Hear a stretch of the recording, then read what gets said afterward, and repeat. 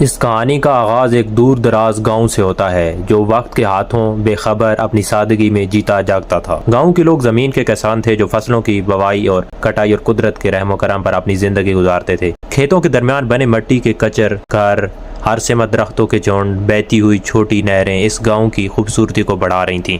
گاؤں میں ہر فرد دوسرے کو جانتا تھا، ان کے دکھ سکھ ایک دوسرے سے جڑے ہوئے تھے، لیکن اس سادگی کے پیچھے ایک پیچیدہ نظام بھی چھپا تھا جہاں روایات تو ہم پرستی گہرائی تک جڑے ہوئے تھی۔ یہ نظام خواتین کے لیے خاص طور پر سخت تھا، جہاں ان کی زندگی کا ہر پہلو گاؤں کے اصولوں کے تابع ہوتا تھا۔ بابو لال گاؤں کا سب سے عمر رسیدہ معزز شخص گاؤں کی رہنمائی کرتا تھا۔ وہ نہ صرف ایک شفیق انسان تھا بلکہ گاؤں کے لیے ایک باپ جیسا تھا۔ لوگ اس کی باتوں پر یقین کرتے اور اس سے رہنمائی لیتے تھے۔ بابو لال کے گھر میں اس کی 5 بہنیں شاندی، میرا اور رادھا اور پونم اور پاروتی رہتی تھی۔ یہ بہویں اپنی محنت، دینداری اور خاندان کے لیے وقف ہونے کی وجہ سے مشہور تھیں۔ پراسرار تبدیلیاں۔ ایک دن گاؤں میں عجیب و غریب تبدیلیاں ہونے لگیں۔ وہ تبدیلیاں چھوٹی تھیں لیکن ان کا اثر بہت گہرا تھا۔ فصلیں کم ہونا شروع ہو گئیں، بارشیں وقت پر نہ ہوئیں، جانور بیمار ہونے لگے۔ گاؤں والے خوفزدہ تھے، اسے بدشگونی سمجھنے لگے۔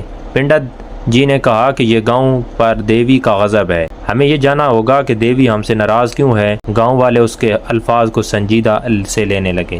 اس دوران بابو لال کی 5 بہنوئیاں حاملہ ہو گئیں اور ایک ہی وقت پر 5 خواتین کے حاملہ ہونے کی خبر گاؤں میں پھیل گئی۔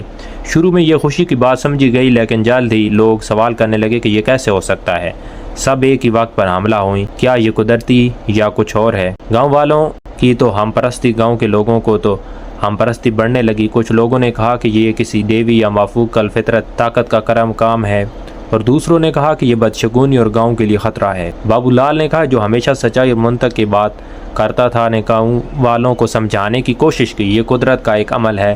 اس نے کہا کہ ہمیں خوش ہونا چاہیے کہ ہمارے خاندان میں نئی زندگی آنے والی ہیں، لیکن گاؤں کے لوگ اس کی بات کو ماننے کو تیار نہیں تھے۔ 5 بہوؤں نے کی عجیب و غریب خواب دیکھنے کے شروع کر دیے اور ان خوابوں میں ایک دیوی آتی جو سبز ساڑی میں ملبوس تھی۔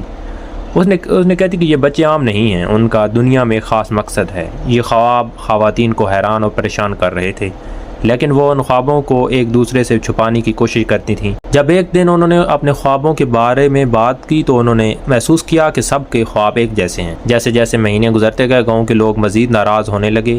انہوں نے فیصلہ کیا کہ ان خواتین کو گاؤں سے نکال دینا چاہیے۔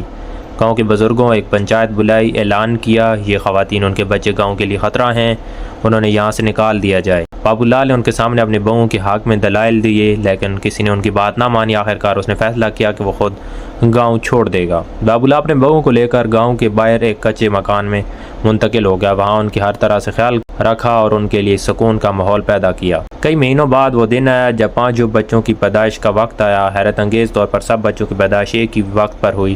جیسے ہی بچے پیدا ہوئے تو آسمان سے بجلی کڑکنے لگی اور روشنی کی ایک کرن ان بچوں پر پڑی۔ یہ بچے عام نہیں تھے، ان کے ہاتھوں میں عجیب و غریب نشان تھے جو اس بات کی علامت ہے کہ وہ خاص مقصد کے لیے دنیا میں آئے ہیں۔ بابو لال نے ان بچوں کو پیار سے گود میں لیا اور کہا کہ یہ دنیا کی امید کی کرن ہے۔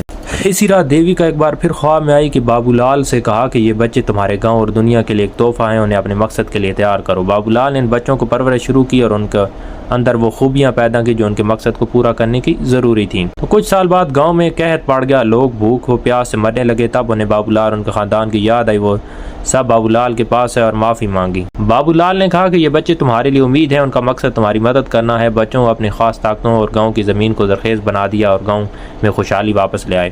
یہ کہانی محبت اور یقین اور قربانی کی ایک مثال تھی۔ بابو لال کی بصیرت، اس کے خاندان کی قربانیوں نے گاؤں کو سچائی اور بھلائی کا راستہ دکھایا۔ 5 بچے جو ایک وقت میں بدشگونی سمجھنے لگے گاؤں کی نجات کا ذریعہ بنے۔